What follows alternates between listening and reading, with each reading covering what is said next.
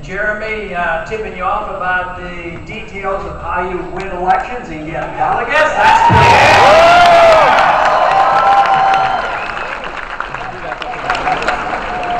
it looks to me like freedom is still very popular, and I'm glad of that.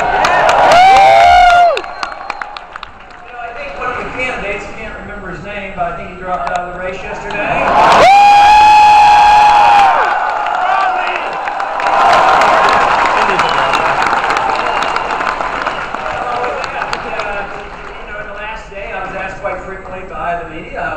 What does that mean? And I said, well, there were 12 at one time. We're down to 3. It looks like we've got the field down.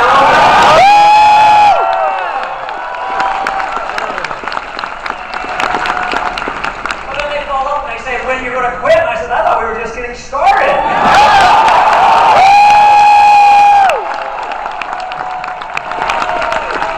We have a revolution to fight. We have a country to change. We need to change what's going on in this country. We might as well wait. We might as well get our balanced budget before we quit this kind of stuff. Yeah! Woo! There's a lot of enthusiasm, and I welcome the enthusiasm and the encouragement, because there were a few years when I would go around the country talking about the same issues, and crowds were a little smaller, and they were always polite. But the crowds now, people, when they ask about when are you going to drop out, I said, well, when nobody wants to support the cause of liberty. I said, but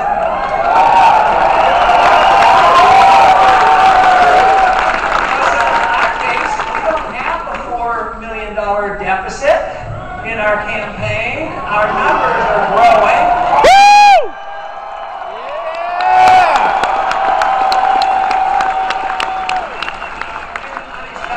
So I take that as a stamp of approval that there's a lot of people who care about freedom, and freedom is still popular. So we will keep going until we have victory.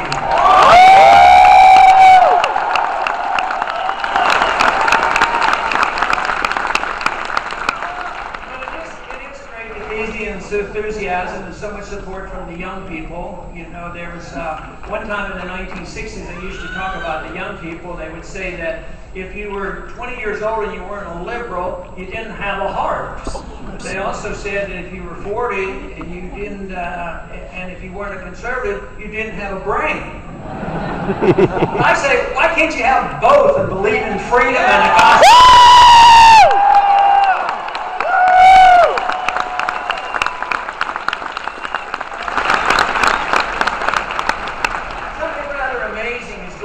Especially here in the last several years, things have changed quietly and steadily in a positive way. Although over the last 100 years it's been pretty much downhill for the cause of the Republic. We have undermined our Republic. But in the last 4 years, something dramatic has happened. There was a campaign 4 years ago. There was a lot of people paying attention. There was a lot of interest. But all of a sudden, something happened. Many of the things that we have been talking about and warning about, especially the Austrian economists, talking about, you know, the danger of printing money and running up debts and doing all these things, and what would happen, we'd have a financial crisis and watch out for the housing bubble. When that came about, all of a sudden the people started saying, you know, that's what these Austrian free market economists have been talking about. Let's talk more to them, and this is what's happening. The people are paying attention. Who would have ever dreamed that 5 or 10 years ago that we would ever make the Federal Reserve an issue in a presidential campaign?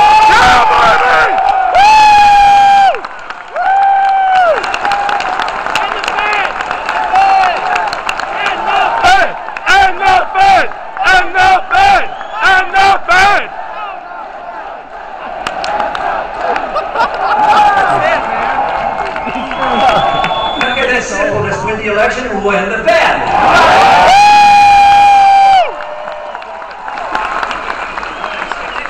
Next year would be an appropriate year. The Fed's been around for nearly 100 years, 1913, and they've destroyed 98% of the value of the 1913 dollar.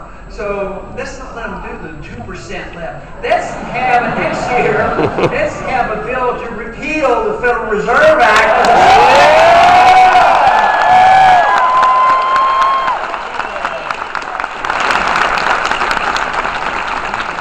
If interests me very much going to the college campuses and talking to people, how many people now understand exactly what the monetary issue is all about. And they understand by looking at a little bit of history and why the founders warned us about the money issue and why they put into the Constitution that the government, the Congress could not print money. They could only use gold and silver as legal tender. And that's what we should do.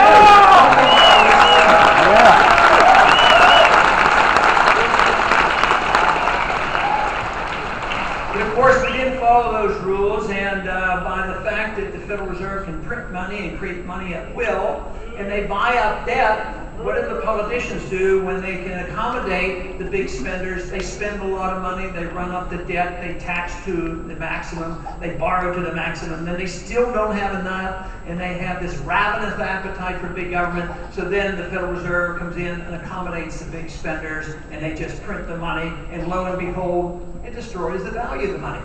Now some people say that's difficult to understand, but you know, more and more I talk to people in 8th and 9th grade in high school, and they say that's just common sense. You print a lot of money, it's going to lose its value.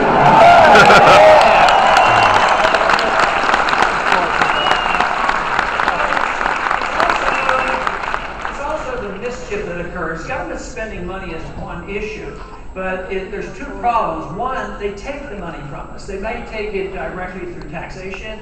They may put the burden on a later generation by borrowing, but they might just print the money. So it's always a burden by taking it out of the economy, and undermines our productivity in the economy and being able to produce wealth. But doing that is one thing, but the other half, what we really get punished is when they spend the money. I mean, what good do they count on when they're spending all this money?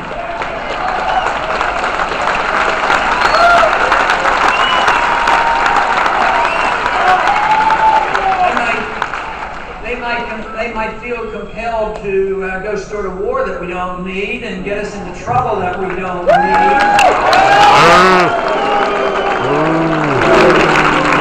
That's been a big problem. Matter of fact, the problem as I see it, whether it's the financial, whether it's the foreign policy, whether it's an attack on our civil liberties, what we have lost here in the last 70 or 80 years is a respect for our Constitution, a respect for our rule of law.